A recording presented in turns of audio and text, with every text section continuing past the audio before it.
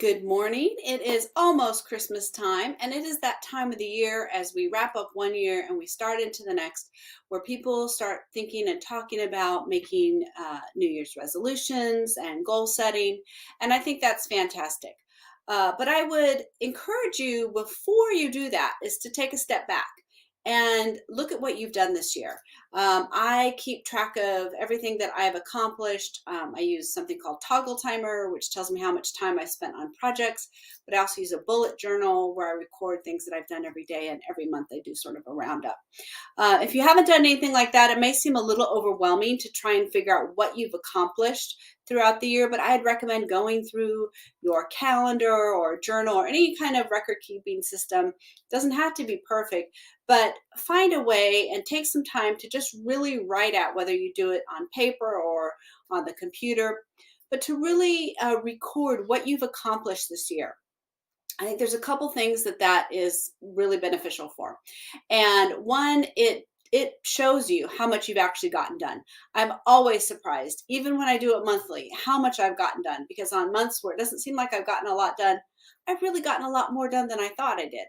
So I think you'll find that it's an encouragement that you've gotten a lot more accomplished than you think you've done. And when you're encouraged that way, that gives you some energy to go forward. When you realize what goals you've accomplished and what things you've taken care of and done, things you've made progress on, even if you haven't finished it, that you started it or got partway through something, that is the encouragement you need to take into the next year as you're setting your goals and your projects for next year. So it's important to realize what you've done and take encouragement from that. The other thing is it helps you really look at how you've spent your time, the things that you've done. Is that where you want to spend your time? And only you can decide, is this a good use of my time or is it not? If you want to start setting some different goals for next year, you're going to have to figure out how to make time for that. So a record of what you've done in the past is really great, because you can say, well, out of these five things, three of them I want to keep doing. Two of them I'm going to swap out for something else because I want to reach this other goal.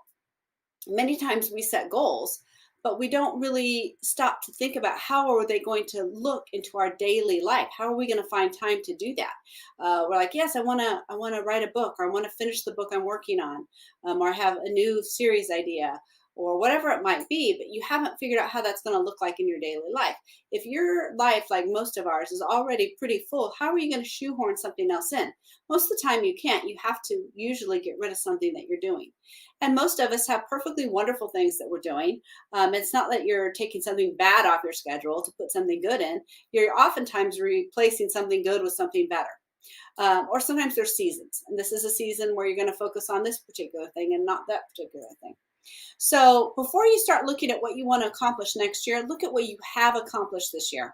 Make a record of that in some way. Congratulate yourself, celebrate, enjoy everything that you've accomplished, and then think about what things you want to continue doing and what things you might want to swap out for your goals for next year.